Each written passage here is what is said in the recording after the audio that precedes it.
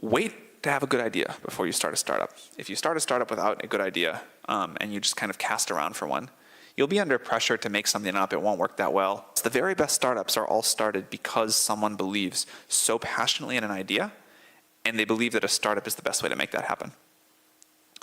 One of the things that is really hard about good ideas is that original thought is really hard. Most people just copy somebody else's thoughts. Most people do what somebody else is doing. And this is disastrous, because if you have one idea that starts to work and you have 10,000 clones that follow it, none of you are going to be successful. And the person that started first that you all copied is very likely to win. In the year after Facebook started, there were well over 1,000 social networks that started. In the year after Instagram started, there were well over 1,000 photo sharing apps that started. But you want to do something that is new and different. You want to think of an idea that's not the same idea everybody else is working on.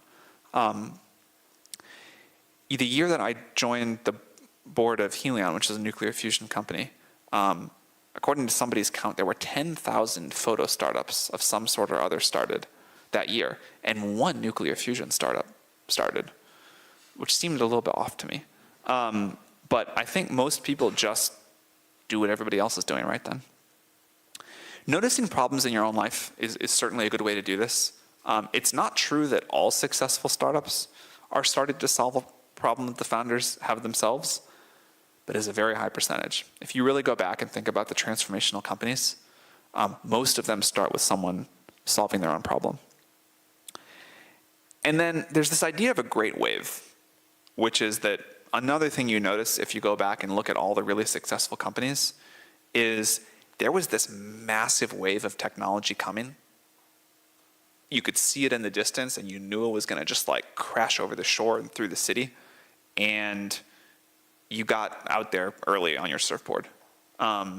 So I think it's really hard to create a technology wave as a startup.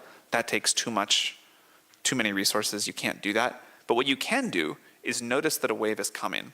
And university students are particularly good at this. You can notice that a technological wave is coming.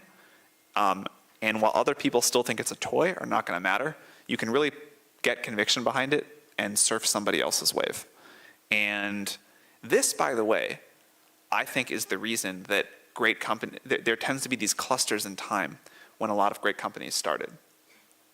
So, when the internet wave happened in the mid to late 90s, you had a huge cluster of companies that are now very large: Amazon, Google, Yahoo, I guess, others. And then when the mobile wave happened after the iPhone came out, 2007, 2008, you had this other big wave of Uber, Airbnb, Snapchat, Instagram, WhatsApp, in this short period of time right after this new wave started. And a really good question to ask is, what is the wave that's starting right now, and where is the cluster of companies, because we're about due for another one? Where's that going to be?